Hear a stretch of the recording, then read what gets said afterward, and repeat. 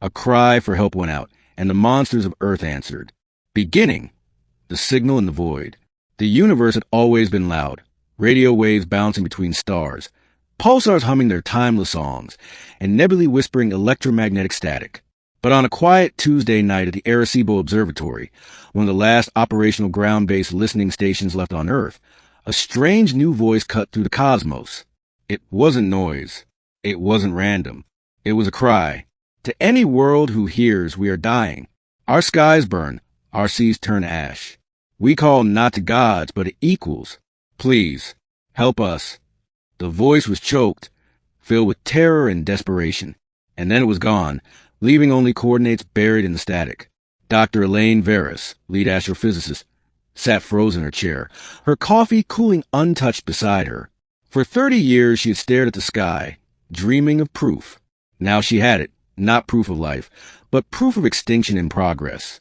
Someone out there was begging for rescue. She rushed the recording to Earth's fledgling United Nations Space Council. Politicians bickered. Military advisors warned of traps. Humanitarian scientists argued that to ignore such a cry was to abandon all hope of cosmic kinship. But it wasn't Earth's governments who first answered. It was Earth's monsters. Middle, the gathering of beasts. They weren't monsters in the old sense. Not demons with horns, nor creatures from mythology. They were the beings humanity had caged, hunted, feared, and whispered about in urban legends. Creatures the government had denied, buried in secret labs, or banished to forgotten corners of the world. When the cry went out, something in that message resonated with them, not through technology, but through instinct. They began to move. The first was Caliph, a scaled giant who slumbered beneath the Mariana Trench, mistaken for a geological anomaly for centuries. Submariners reported tremors, sonar echoes of a titanic body rising from the deep. Then came the Stonkin, a colony of gargoyle-like beings hidden in the French Alps, long thought to be nothing more than cathedral decorations. They unfolded their wings and took to the skies for the first time in centuries, gliding toward the direction of the signal. From the Amazon crawled the seraphid swarm, insectoid humanoids that legends of chupacabras had once been based on. They moved as one, a tide of silent, camouflaged predators. And from laboratories where governments kept their darkest trophies, skinwalkers, werewolves, reconstituted DNA of Pleistocene titans. Cells cracked, alarms blared, and impossible escaped into the world. At first, humanity panicked. Cities locked down. Armies mobilized. But then something stranger happened. The monsters ignored humanity almost entirely. They didn't attack. They didn't seek vengeance. They were moving in one direction, all of them, toward the old desert launch sites, the starports where humanity had tested its first clumsy rockets. Dr. Elaine Veris was the first to realize what was happening. They're answering, she whispered. That cry for help, it wasn't just for us, it was for them. And they're going. The first alliance.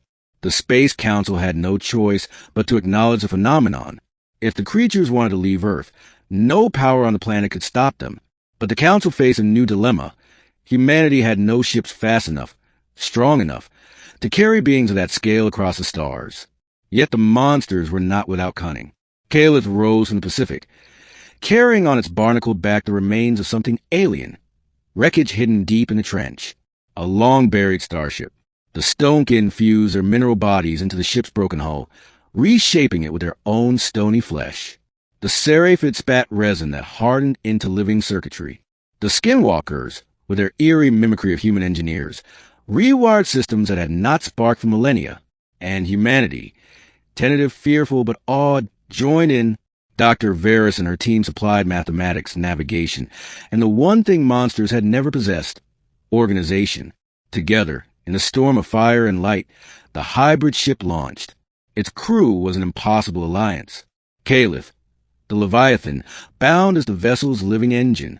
Vera, a seraphid queen, commanding her swarm like a nervous system. Senric, a Stonkin elder, whose body merged with the controls, eyes glowing like furnaces. And Dr. Veris, the single human among them, tasked with guiding their path through the stars. The world watched them go, some with fear, some with reverence, some with relief, as if watching ancient debts finally being repaid. Middle conflict, the journey, the coordinates led them across light years. For weeks, the monsters and the lone human drifted together in uneasy company. Dr. Varus learned their languages, not through words, but through resonance gestures and psychic impressions. She discovered Caliph carried memories of an ocean not from Earth, but another world had fled millions of years ago. The Seraphids claimed they were once protectors, not predators, twisted into hunger when their original home was destroyed. The Stonekin remembered being statues carved by frightened medieval humans, praying to them as guardians before fear turned worship into persecution. They were monsters only because humanity had never tried to understand them. At last, the signal's origin appeared, a planet wreathed in flame. Its atmosphere shimmered with toxins. Space around it glittered with the wreckage of war. The ship descended into chaos. The cry for help had come from the Illyrians, a fragile, luminous species who thrived on light and harmony. Their crystalline cities were shattered. Their enemies, machines born of their own hubris, still scoured the land, hunting survivors. The monsters of Earth stepped onto alien soil. The war shadows. The machines struck first. Towers of steel with plasma lances descended upon the newcomers. But against monsters, they found no easy prey. Caliph roared, sending seismic waves through the battlefield, toppling legions. Seraphids swarmed with machines, chewing through metal like termites devouring wood. The Stonekin became walking fortresses, shrugging off blasts as their molten cores burned hotter. Dr. Varus, though powerless in body, coordinated them. She turned their feral strength into strategy. Where Caliph shattered walls, the Seraphids flowed inside. Where the Stonekin guarded, Varus guided survivors to safety. For the first time in millennia, monsters fought not for survival, not for dominance, but for others.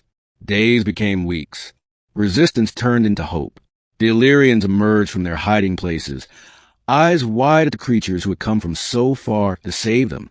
To them, these earthborn terrors looked no different from the myths of their own nightmares. And yet, they were salvation. But salvation always comes with a price. The sacrifice. The machines had a core intelligence, a war brain buried deep beneath the planet's crust. To end the war, it had to be destroyed. But reaching it required one final descent into the burning heart of the world.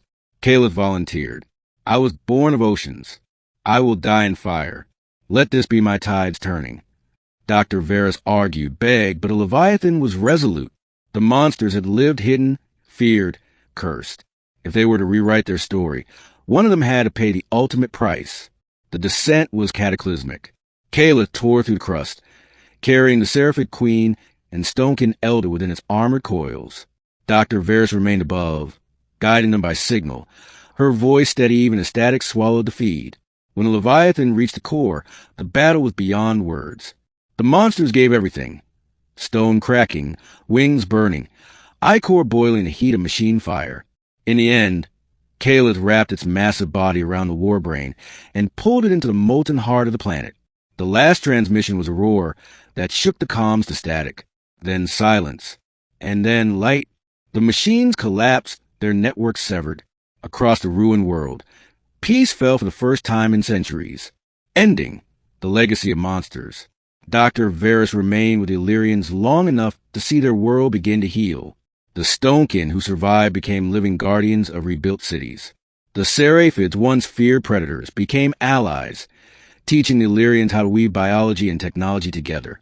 And when the Illyrians asked her what to call these beings who had saved them, she said only, on Earth, we named them monsters. But perhaps the word never meant what we thought it did.